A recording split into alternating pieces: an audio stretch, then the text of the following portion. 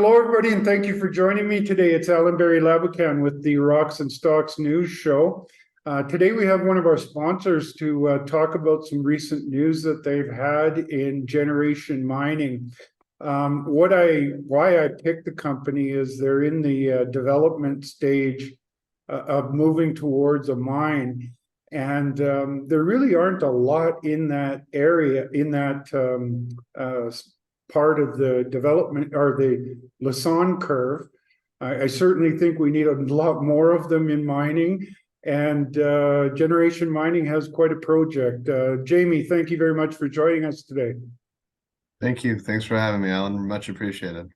So, Jamie, the first thing I wanted to get into is you guys have a palladium, copper are your main metals, and then you have other metals as well. And you know, the market in palladium has been pretty rough, like a lot of metals. It sort of started on the top of the left-hand side of the top of the graph and is now at the bottom right. I hope it can turn around. Topped at about 2,400, currently trading at a little over 1,000. What's your views on palladium and the other metals you're involved with? It's a good question. So, I mean, misery doesn't like company. So it's not only palladium. It's most metals except for gold. I mean, even silver being, I guess if it's another precious metal, like gold hasn't really reacted like gold has or silver hasn't. My understanding of what we hear from a lot of investors, whether it be institutions, or whomever it might be, a lot of views are the higher interest rates are really deterring people investing money in the market, whether it's the seniors, developers, or even juniors right now. So I invest in a few other mining companies as well, and the lithium companies. I think lithium is down 50 or 70% from its highs as well. So I think there's definitely a disconnect to what people want to have with this critical metal strategy, the demand, which will be there in the future, and the actual supply of it. So sooner or later, the prices will have to go higher in order for developers or exploration companies to further put money into the ground or into development stage, because at these prices, very, very few companies are making money. I'm going back to the palladium trade. Sorry, I'm babbling a little bit. There's a few companies out there. I'm not naming a few of them, but Sibanye and Impala, South Africa, the largest platinum palladium producers down in South Africa, have all announced that some of their mines are not making money, that they're all in sustaining cash costs for these metals was higher than the current prices. So most investors could kind of figure out what has to happen. So they continue to produce, but they're going to be losing money, or my easiest bet is that they stop development. But at a certain point in time, they might have to shut down a few shafts, which is what they have mentioned. So sooner or later, the supply comes down.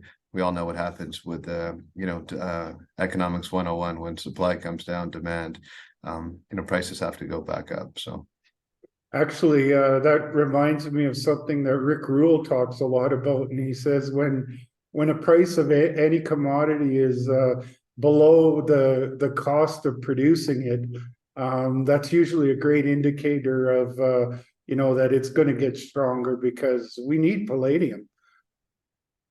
For sure, and I don't know if it was this week. I think might have been yesterday, or the day before. But Toyota came out that their best-selling car, the Camry, is going all electric.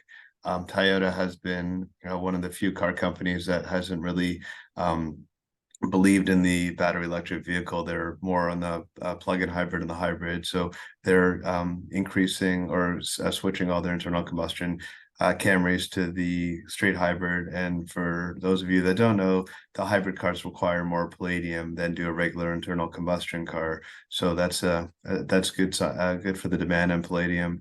And also Ford has announced that they're slowing down on some of the battery electric, and they like to get more into the plug-in hybrids and the hybrid as well. I certainly wasn't aware of that. Thank you for making me aware of that, Jamie, because it's like palladium is trading as if the internal combustion engine days are over. And I think those days are quite a bit further in the future. So As you said, I think the supply demand story is a good argument for palladium, but you've also got copper as an important metal in your deposit. And however the automobile industry goes, we need more copper. Yeah, no, I agree with that. I mean, this is a, a copper project with a PGM credit. It just happens to be the other way around just because palladium prices are a little bit higher. But I think we win either way, whether we go full electric or natural transition, which I believe most are thinking is going to be the plug-in hybrid to the hybrid until the charging stations. I think, there's too many reports right now about range anxiety for the people, electric cars, and obviously not enough charging stations and certainly the grid isn't quite there yet either. So a lot of the grid is, if it's there's very very few charging stations outside the urban areas. So lots of people that live in the urban centers, where are they going to charge their cars when they don't have garages? They park on the street. So I think there has to be a little bit more urban planning where all these charging stations are going to go.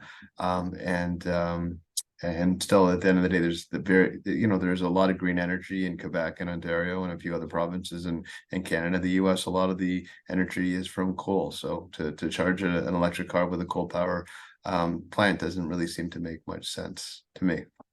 And you're talking there about the infrastructure to get the energy Yes. to the hybrid car, but I think something else is that people don't realize is how the aging infrastructure of energy moving around in the United States. They're using very old infrastructure in the power grid, and that all needs to be upgraded. You need copper for the developing countries. There's a lot of demand for copper coming up, and just not enough new mines.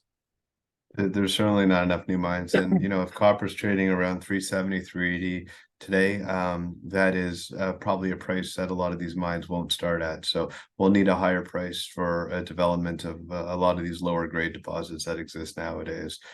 So I believe if we're going to change the grid, if we're going to change to get more cars to be battery electric, we're going to obviously need to get more copper. And the prices today just, I believe there hasn't been a discovery in years that I know of that are ready to be developed. So there's been a few that Lundin has had the Filo, but that's still years away from developing. So very few exploration successes or discoveries of late. And we really need, like I read a report many years ago that we need like a Escondida a year. And that was for the last decade. The next decade, we're going to need even more, and it's just not in the pipeline. No, it's not in the pipeline. I mean, there's just not enough investors that are looking to put money into exploration companies right now. So we need a lot more money, and obviously we need more money for development projects as well. So there's just a lack of flows of funds in the mining sector nowadays. So as mentioned earlier, maybe when interest rates start to fall, hopefully they do fall, then we'll start to get some people taking their money out of their T-bills and GICs and putting some risk money back into the market. I really believe that we need to go back to somewhat of a gold standard, and I wouldn't stop at gold. I think some of these countries would be well positioned to use some of their strategic reserves in the metals and other commodities that they need to make our world revolve. Yeah, no, I don't disagree. I'm not the one to talk about the gold standard, but there's a lot of Eric Sprots and Rick Rolls out there and yourself as well. But I agree to it. I agree with it, but I'll let the others do the talking on that. I think it's a market right now that there is a macro, but there's also the micro environment that we have to look at in individual companies and looking at value. And if you look at generation mining, we're not the only one that's really cheap. There's a lot of other companies that are very, very inexpensive, and I think so certain investors should look at what the net present value of these companies are today and where they should be relative to certain historical discounts to where they should be trading at. And there's too many companies that are trading well below where they should be trading at. So that's a perfect transition to generation mining. You've had some interesting news of late that I wanted to get into. One of them is that you did a recent financing, a bought deal And a couple things stood out for me. One, you had a large lead order from Wheaton Precious Metals. And secondly, that management participated, including yourself, for a $500,000, I believe it was. So let's talk about that first. Yes, so we had Wheaton Precious Metals, which I don't know if they are the largest royalty streaming company. I know they're going neck and neck with Franco-Nevada nowadays. So Franco's actually got beaten up a little bit because of the Panama what's happening down there. But Wheaton being the streaming company that we sold the stream with has had indicated that they would like to participate in a financing. So when we were deciding on the next steps of the company, we'd reached out to Wheaton and we're very close to them. If they would like to invest in the company, they said, sure, we'll give you X amount of money. We put a deal together. We had a few of the brokers helped us out, and we got Wheaton to put in some money. Myself, I think you mentioned $500,000. It was only 250, or I think it was Oh, sorry. 240,000.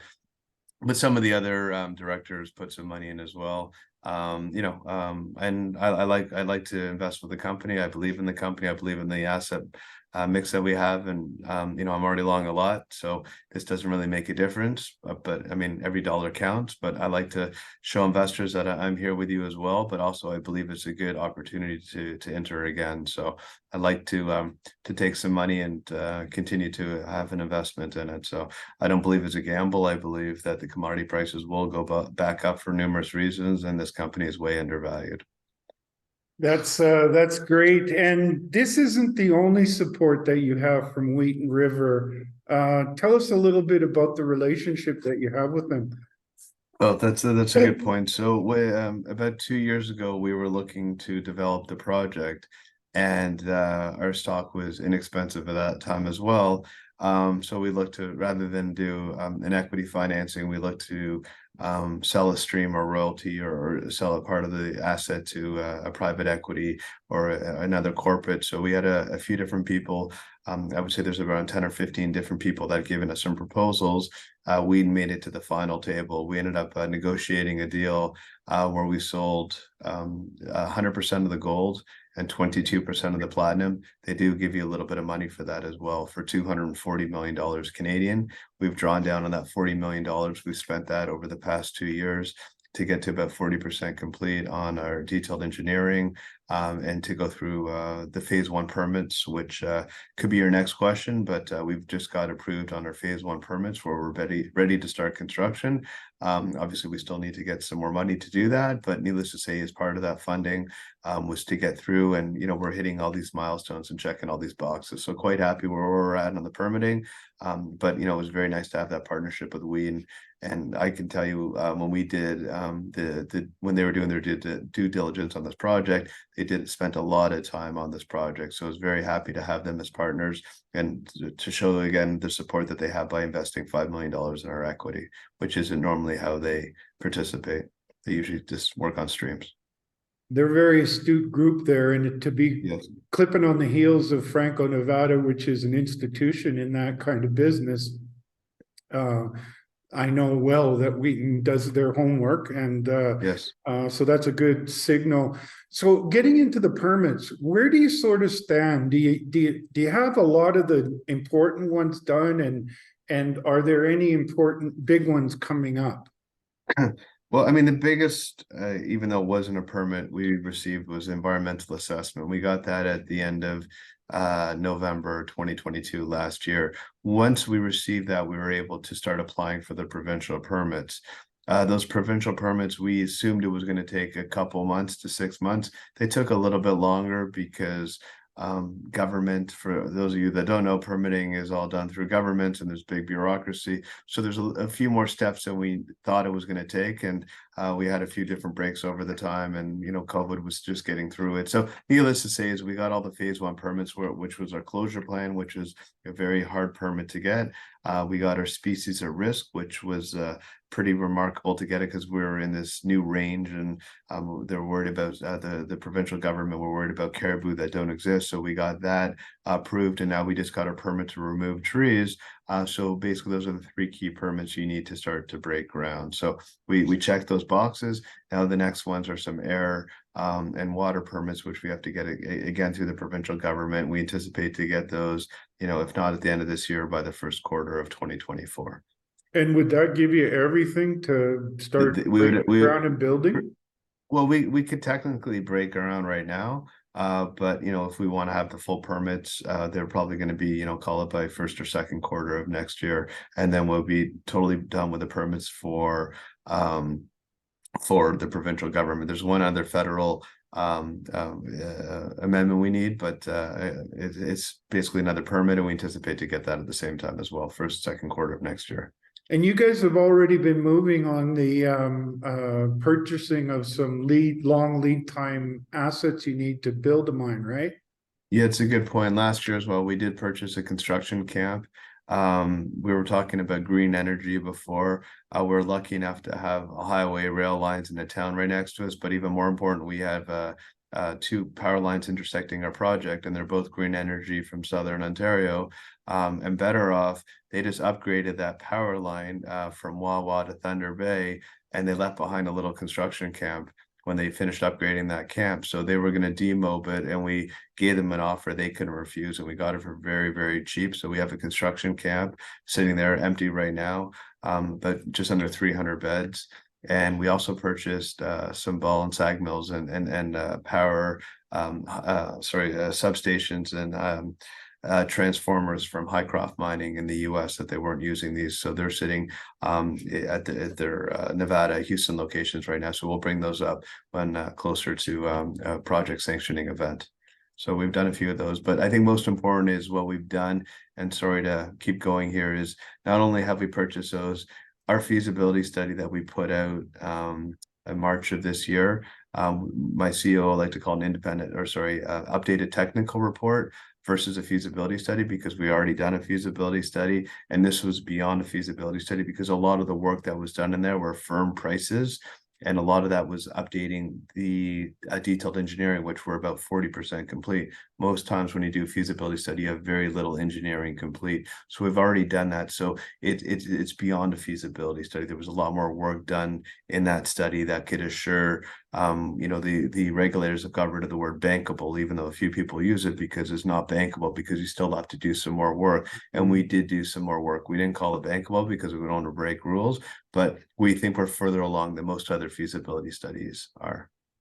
As you were describing that, it made me think of some conversations that I've recently had with Rob McEwen. They're making some interesting efforts to be a mine of the future and be part of the green energy solution when mining things for green energy.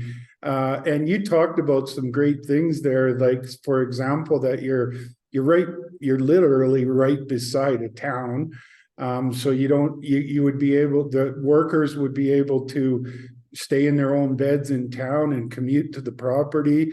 I think that's brings up another point, which is getting the people, which is another thing that Rob is talking about, that you need the people, and if they can sleep in their own beds in a city, I think probably easier to attract them than in some of the remote locations of the world.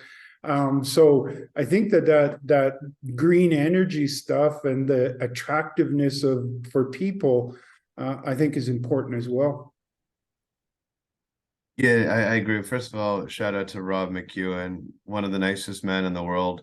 Done a great job, stuck with McEwen Mining, and his new copper project is absolutely fabulous. And kudos to Rob to getting that all done and to getting the money from that. I think it was Stellantis out there. He really is a mining legend and one of the best men out there.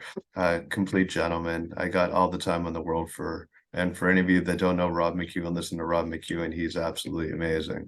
A good person to know and to certainly follow around. So going back to what were we talking about again? The mining of the future, and attracting people to want to work with you.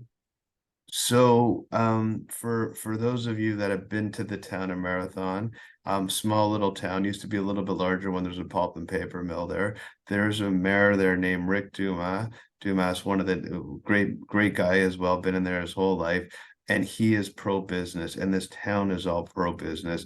Our First Nation partner, Bidigon Nishnabeg, is pro-business. We have all that.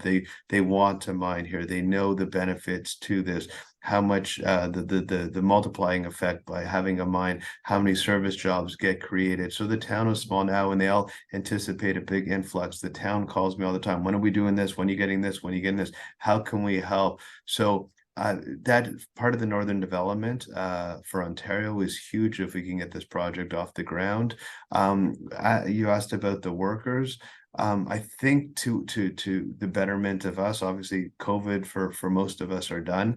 I know they're still going around, but I think that the risk of going to smaller communities and construction camps have been a little bit diminished with the vaccines. But going back to it, we have Magino, which is going to be complete probably soon, if not commissioning.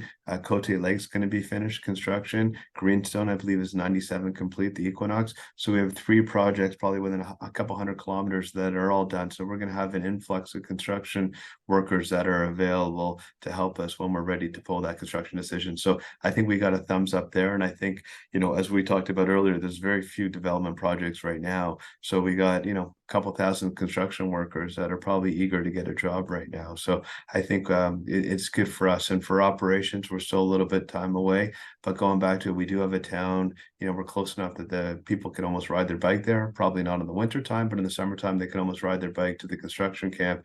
And it's a very cute town in the North Shore of Lake Superior. Great sunsets, and it's a good place to be. So rather than living in in the middle of summer in an operations camp here, we actually have a town with a great hospital, facilities which are getting upgraded according to the mine. So it was built by Hemlo. And we like to continue that tradition of, when it was laced with gold. Now maybe we can change the signs of Marathon from laced with gold to laced with palladium and copper for generation mining. And other metals. Yeah, and other metals, yes. Yeah, that's what attracted Wheaton. And I really appreciate you talking about what economists call velocity of money. I think sometimes that's lost on people. It's certainly not lost on me because I live in Zacatecas, Mexico, really serious mining jurisdiction. And you see it like just even driving around in the communities, the mining guys, they have good trucks. They live in nice communities. They have to have a lawyer. They have to have an accountant. They have to have a real estate, and so that money really spreads out. And it's really cool to hear that the folks in Marathon, the First Nations, and the community are understand that velocity of money. Yeah, no, it's true. If you have the boat on the driveway or you got the camper, you got the whatever it might be, those are people that are usually working out of mine. And I was sitting next to Rob McEwen, and we were at this round table for mining executives that George Peary had set up, which is a Minister of Mines for Ontario. And went around the round table, and Rob's question was, how do we make mining sexy? How do we get more people back into the mining business? And I think, that's kind of what you're mentioning earlier. And I think that's what we need to do. We need to transition people to get back into it because they're very high paying jobs in mining. So, a lot of people think it's dirty. One of the people we were talking to before, that her kid in school was learning that what mining companies do is the teacher would crumple an Oreo and say, this is what the mining companies leave behind, which is so inaccurate and so false. And I think what people have to realize, if we do want to get to decarbonization, that we do need some critical metals. We do need gold for many things as well. So the mining company has to work together. And how do we make mining sexy? How do we make it carbon free? How do we all work together? Because we're all in this together. And then the velocity of money will pick up, and then we could all get to a better position than we're in right now. I hear a lot about ESG, and maybe the industry is not good enough at telling that story, but I was hearing some statistics on some of the modern mining companies, and they have significantly higher ESG ratings by independent groups that do these analysis than even Tesla. Yeah, I mean Tesla here, their plant is in, I believe it's in Austin. I think they're using coal. I could be wrong to power their plant. So maybe they do have some cleaner energy, but yeah, mining is very friendly in many aspects. So we do take it seriously, and health and safety is very important. And the mining does get a very bad reputation, and it would be nice to get some lobbyists out there to spin it differently right now. But I think the mining executives can do a fairly good job on it. But Well, I think for right, Rob McCune is definitely doing his fair share. He comes on my show regularly, and we always talk about the need to, make mining more attractive. And I'm really admire the renderings that they have on their future mine, and you guys have something really important, which is that clean energy. And you're not going to need a lot of movement of people to a long ways to get to your mine. So, you've got a lot of those things ticked off on your box. yeah, we do. I mean, our carbon footprint would be on the bottom 4% or 5% quartile for copper producing projects in the world. So I mean, this isn't for keeping our concentrate within Canada, which we can't send it to the Horn smelter. If it went overseas, it would be a little bit higher, but not much higher. But carbon free, close to close to infrastructure, very little driving. It's a very good project. We have a compact footprint. This could be one of the greenest projects that are out there. So we're still waiting for those electric vehicles to happen for the big haul trucks, and we know that's happening soon. But as of right now, I still have to use some of the uglier, dirtier trucks. But sooner or later, those trucks will be clean, and we could maybe get some battery electric vehicles out there as well. Wow, that's a hell of a story you've got there, Jamie. And before I let you go, uh, I got a couple quick ones for you. One is that you had an asset that you guys thought was not being reflected in your valuation. So you did a deal not too long ago to try to pull some value out of that asset. Why don't you touch on that a little bit? Sure. So back, I'm probably going back almost 10 years ago, when my chairman, Kerry Knoll, got me into this company called Darnley Bay. We had a gravity anomaly up in the north in Paulatuck, Northwest Territories, and it was pretty hard to raise money for. So I said, Kerry, let's look at something different. And I found this project called Davidson. And I knew of Kerry back in the day when him and his business partner, Ian McDonald, had started a company called Blue Pearl. They purchased this asset from Don Davidson. I believe it was in 0405. They got up to about a $250 million market cap, something like that, for CPC. And they ended up doing a reverse takeover, putting in Thompson Creek, raising, I think it was 750 million back in 2006, 2007. So Ian and Kerry had that project. They ended up just putting that on the back burner while they had Indaco and Thompson Creek. They ended up walking away from that project and probably retiring for a couple of years because they made a boatload of money. I think for 1 year it was a top performing stock on the venture, and the next year was a top performing stock on the TSX. Wow. They rung the bell in New York. So long story short, Ian has started a CPC that actually I put some money to as well. And then Ian said, "Hey, I want to get back working. I'm kind of bored retirement. What are you guys doing with Davidson?" We had a few other people looking at it, so I recused myself, and a few of the other directors took a handle on it. And Ian had the best proposal that was out there. Ian bought it, and he's going to turn it into hopefully the next Blue Pearl Part 2. So it's a great asset. They had a feasibility study complete. I think it was an 08 or 09 by, I believe it was Hatch. So it's pretty far advanced from a molybdenum project. For a Moly project, I think one of the highest grade projects around right now. So if you believe in green energy and you like the possible Moly side of that, it's a good investment. It's called Moon River. I think the symbol's MOO. But we're not here to talk about them here. We're talking about generation mining. So you have an interest in that? How did Yeah, you well, feel? I was an investor in it as well. So No, just the to company when you sold the company owns I believe they own just over 30% of it. So we got $600,000 in cash, and we're going to own 30% interest in it. So it's going to be a big holding for the company. So I'm glad, we're able to, I guess the stock's at 50 cents right now. So that's, what is that, 30 times 15? So it's $5 million of valuation. Not so bad so far. So good. So before I let you go, the last thing I wanted to ask you about is a little bit about your history in the mining business, Jamie. I learned about your company through some big successful people in the mining business that pointed me in your direction. You have a very good reputation. Tell us a little bit about your experience. That's nice. Who are those nice people? I want to meet them. I started off. Christina McCarthy. Oh, I like Christina. Yes, Yeah. she's great. So is Ewan and so is Rob. It's a tight street. It's a nice street. A lot of good people on the street. I guess I started off on the sell side of the finance business, on the trading, investment banking, and then I transitioned to it was an investment company called Pine Tree. I was there from about 2007, 2008 to 2012. Saw the lows and then I saw the highs, and then Fukushima happened and uranium kind of went down and the rest of the market went down. So I left there, and that's when I bumped into Kerry Knoll, my chairman, I guess my business partner for the past 11 years. And actually someone just walked by the office here named Tom Abradovich, introduced me, and Tom had claim to fame and a few projects. I guess the big one was Aurelian. Tom introduced me to Kerry, and from that time I've worked with Kerry, and we had a little bit of success on Pine Point. We sold that to Cisco Metals.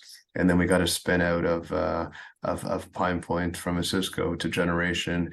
And, we've been able to create some good value out of a spin out company, which had very little value of a couple $1 million to, I guess we're back in the day, $150 million.